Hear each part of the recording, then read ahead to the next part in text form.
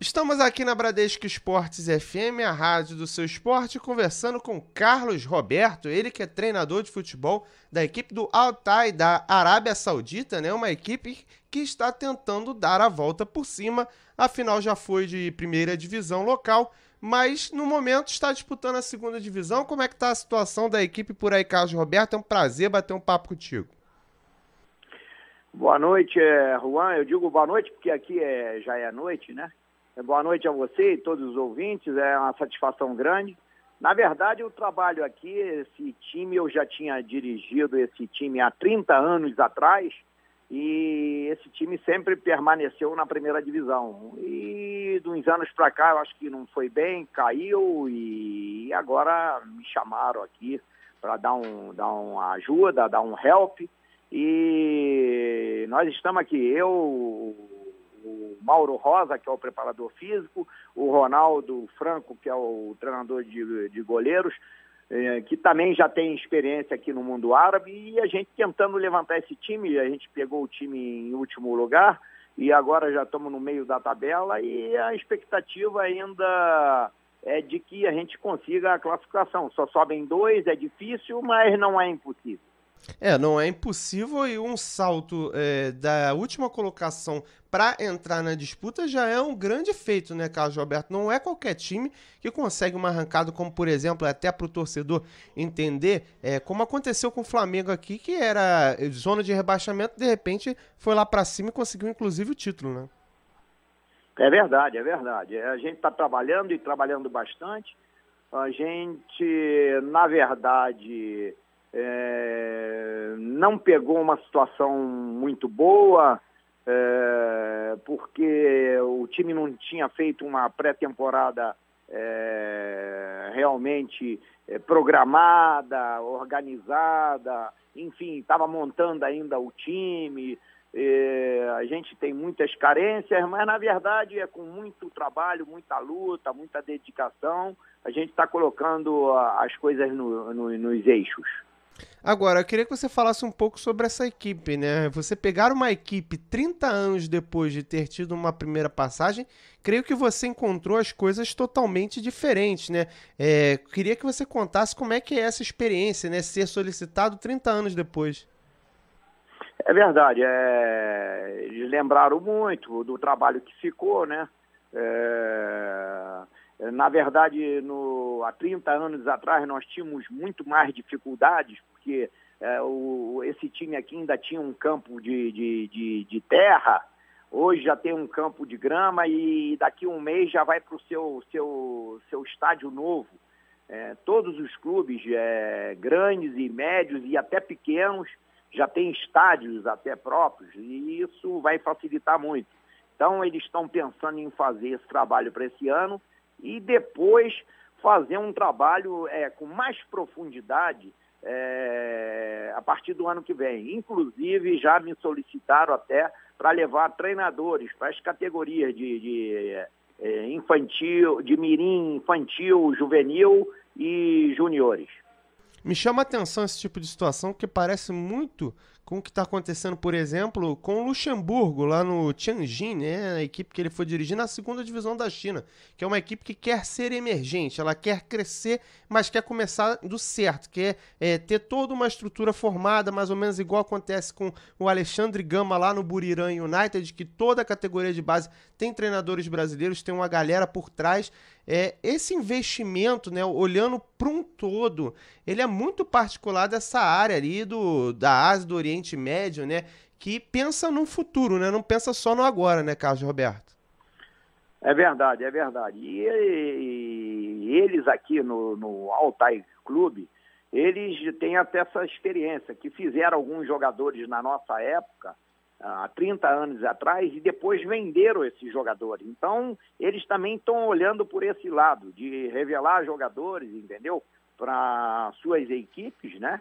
E também no caso de negociação. Você sabe que hoje o futebol virou business, então eles também não estão acompanhando a evolução, a globalização, e isso é que a gente está também trabalhando e mostrando o que a gente tem que fazer para poder ajudá-los.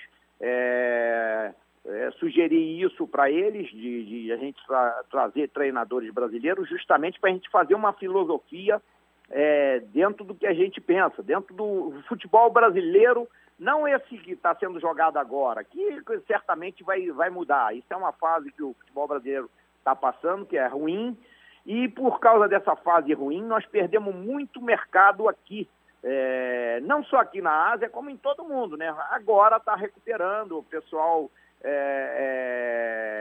sabedor de que aquele desastre que nós tivemos contra a Alemanha, isso refletiu muito, isso faz parte do futebol, apesar de que para nós brasileiros realmente foi um trauma muito grande, coisas que a gente não está acostumado, porque nós estamos acostumados a dar goleada, não levar goleada. Isso realmente refletiu aqui no mercado, aqui fora, e por isso mesmo não tantos brasileiros trabalhando por aqui.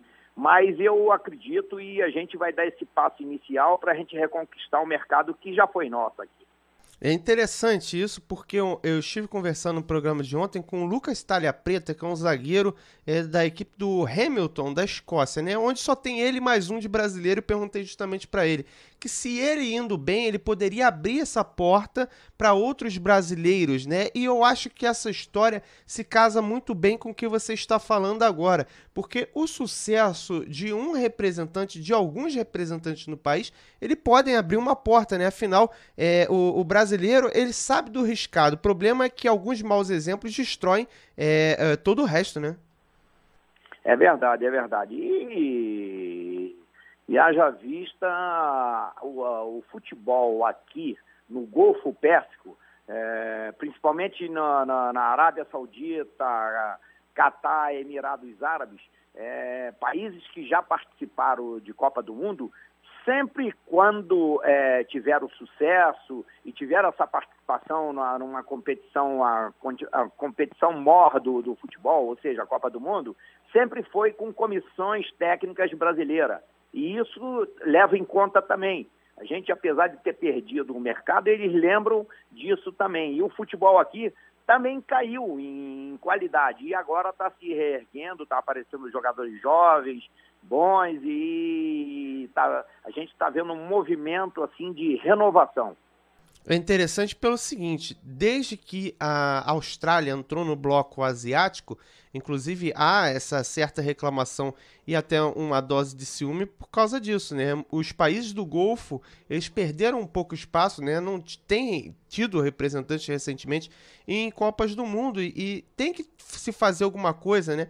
Para que isso possa voltar e não só pensar em tirar a Austrália do bloco, né? Agora, falando de atletas especificamente, ô Carlos Roberto, me chama a atenção um tipo de questão. Muito se cria o mito aqui, olhando do Brasil, de que o cara que mora no Golfo Pérsico, ele não precisa jogar a bola, ele não precisa jogar, ele joga porque ele quer, porque dinheiro o local tem. É mais ou menos por aí? Já foi assim, agora não. A crise mundial também chegou aqui, apesar de ser um país rico, mas também tem crise. Então, a gente vê muito saudita procurando emprego, a gente já vê gente na rua também pedindo dinheiro, enfim, os problemas mundiais atingiram também os países ricos. E no que diz respeito ao futebol, aqui é um futebol profissional também, então tem profissionais, os sauditas são profissionais, apesar de que ainda estão engatinhando nisso. Então, nós temos, no caso, o treinador, a comissão técnica, tem que realmente educá-los para isso, mas já está bem adiantado. Já foi pior, mas agora está melhorando e por isso mesmo a gente tem esperança de que o futebol volte a crescer aqui justamente por causa da disciplina e da determinação dos jogadores fazer as coisas certas. Me chama a atenção essa sua afirmação pelo seguinte, né? A Arábia Saudita foi um dos países pioneiros na questão do futebol na localidade, né? Inclusive, sediou uma Copa das Confederações que tinha outro nome, era o nome do príncipe, inclusive. Esteve em Copas do Mundo, né? Tomou uma super goleada da Alemanha.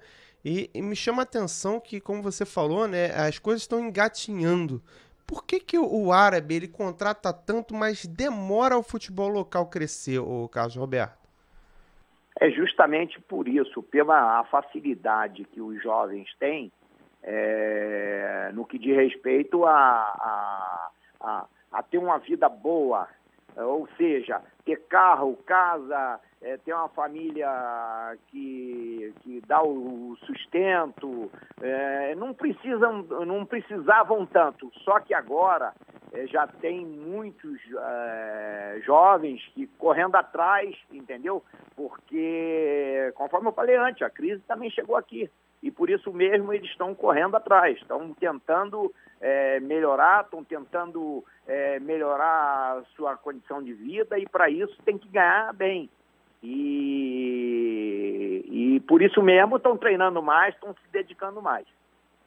Agora, Carlos Roberto, eu vou te citar uma afirmação que eu tive do Hélio dos Anjos, em entrevista também na nossa programação, que ele falou o seguinte, que até para o técnico brasileiro, ele ser técnico no estrangeiro, na Arábia ou na Europa, ainda mais difícil, pelo seguinte, porque lá se pede a questão da carteira, de você comprovar que você sabe, enquanto aqui no Brasil, às vezes, o futebol fica na mão de qualquer um.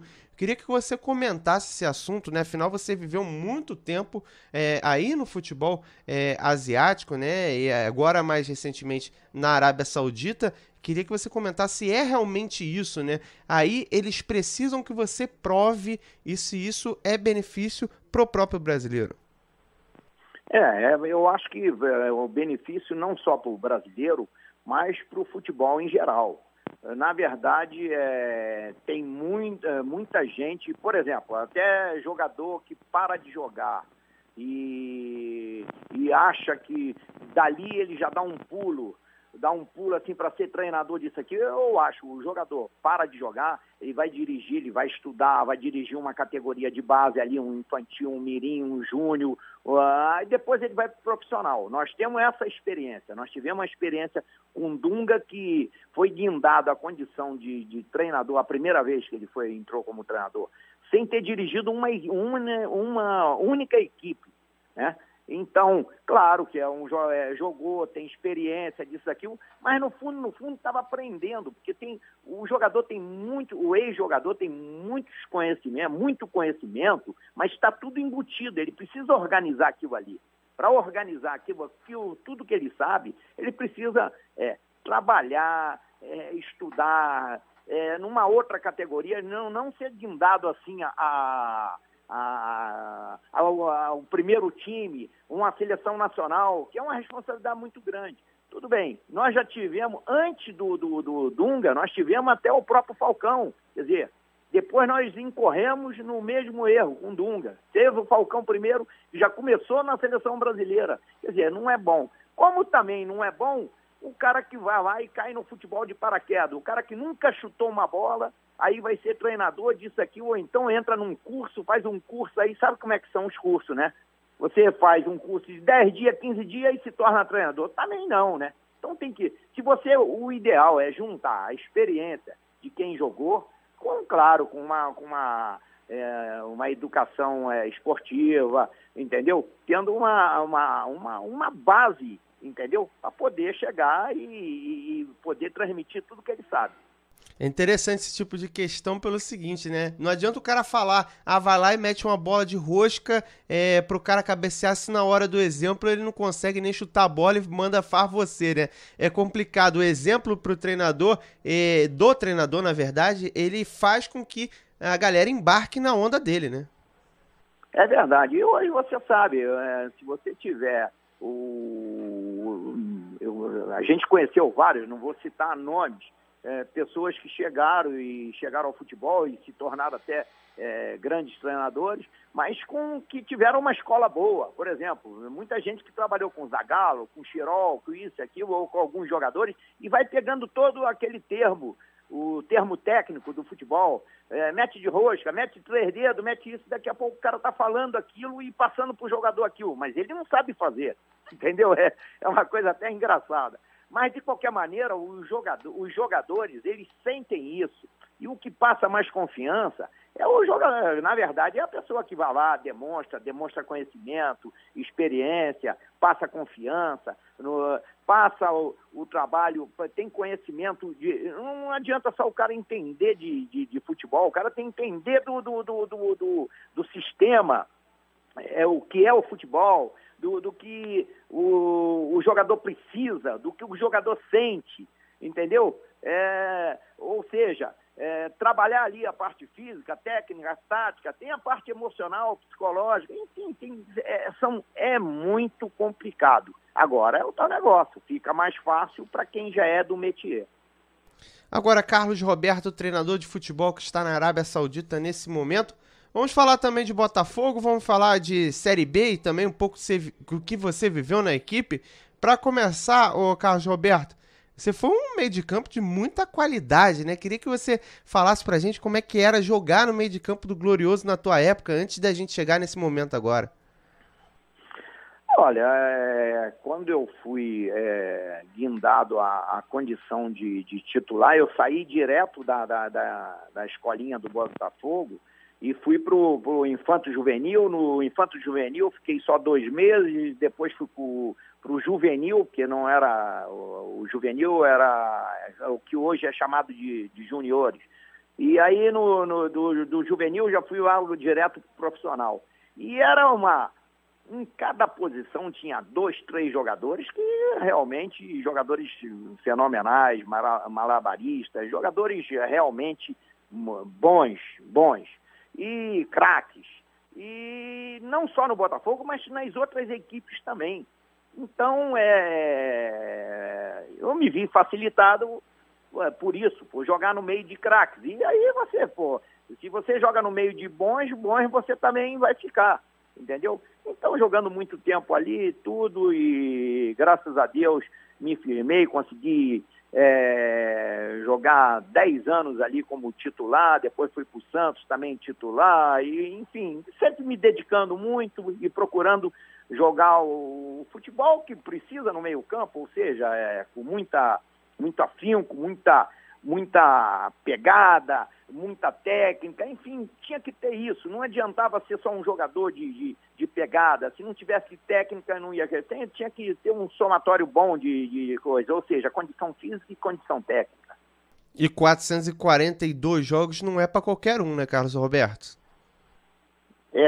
E outra coisa, vou te falar uma coisa, 442 jogos só contando o profissional, porque não conta de escolinha, não conta de infanto juvenil, de aspirantes, que joguei algumas partidas, uma meia dúzia só, entendeu? Quer dizer, naquela época a gente não tinha essa contagem, hoje conta até qualquer jogo de infantil, de juvenil, de seleção de base, você conta isso tudo, então naquela época a gente não tinha essa contagem.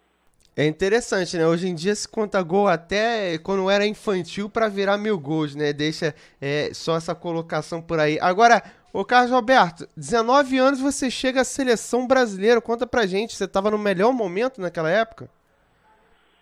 Na verdade, tanto eu como todo o time, né, do Botafogo. E o Botafogo, juntamente com o Santos, formou a base da própria seleção que foi campeã em 1970.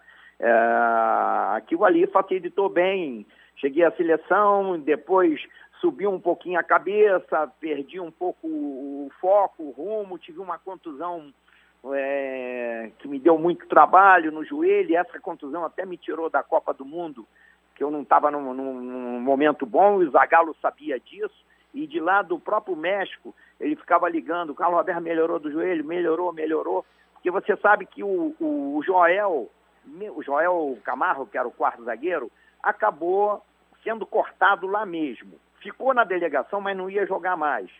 O Leônidas tinha saído. E aí o Piazza, que era o jogador de meio campo, foi jogar na quarta zaga.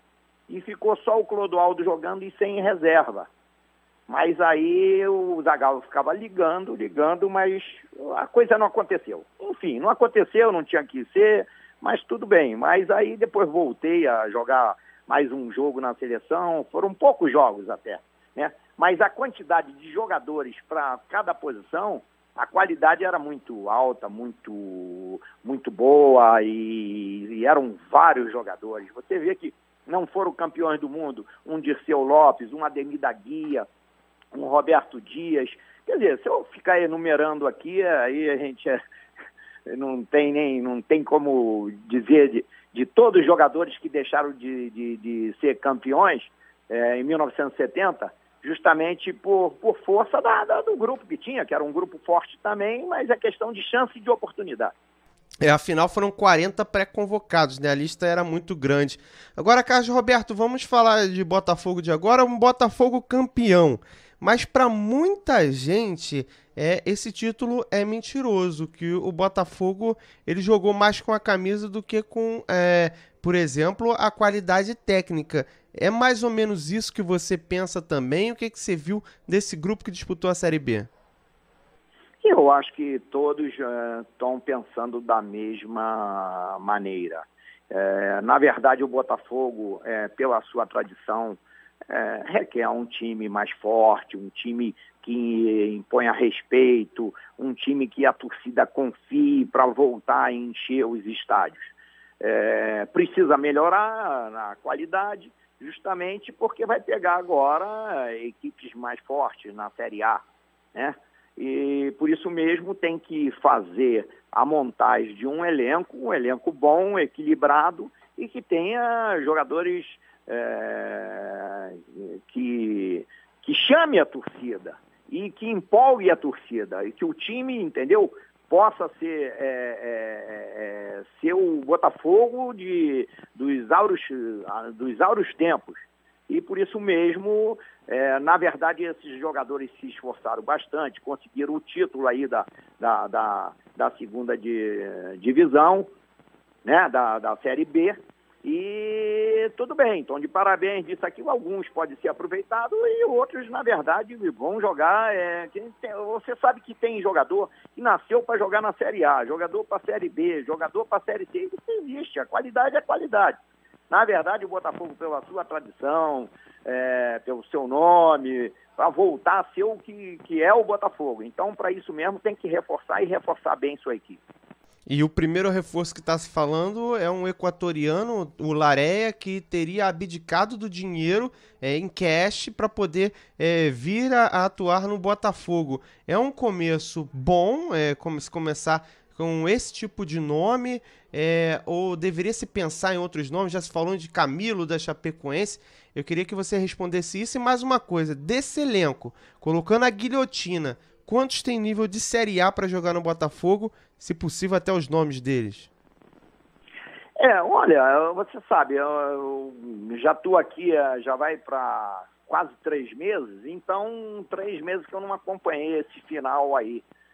Então fica difícil, porque tem jogadores que às vezes, de repente, aí no final da competição, se apresentou melhor, subiu de produção, dá até uma esperança, até fica com a esperança de ficar. Então, para mim, citar nome assim fica difícil. Agora, na verdade, o Botafogo, para montar o seu elenco, tem que fazer uma coisa equilibrada. Não adianta falar, aquele jogador ele é bom, traz. Aquele jogador ali é bom, traz. Vai trazendo o jogador assim, aleatoriamente. Isso não é bom. Tem que montar o time. A gente precisa do quê? Precisa de um meia-direita, um meia-esquerda. Esse é bom, esse dá um equilíbrio aqui. Os jogadores para combinar um com o outro, entendeu? Fazer a montagem de uma equipe, a montagem do elenco, do plantel, precisa realmente fazer uma coisa equilibrada, balanceada. E isso aí, naturalmente, o treinador, de repente é o Ricardo Gomes, e não sei se vai continuar ou não, ele naturalmente vai fazer isso, ele vai pegar o trabalho no início e aí vai ter mais facilidade em montar um grande time para o Botafogo.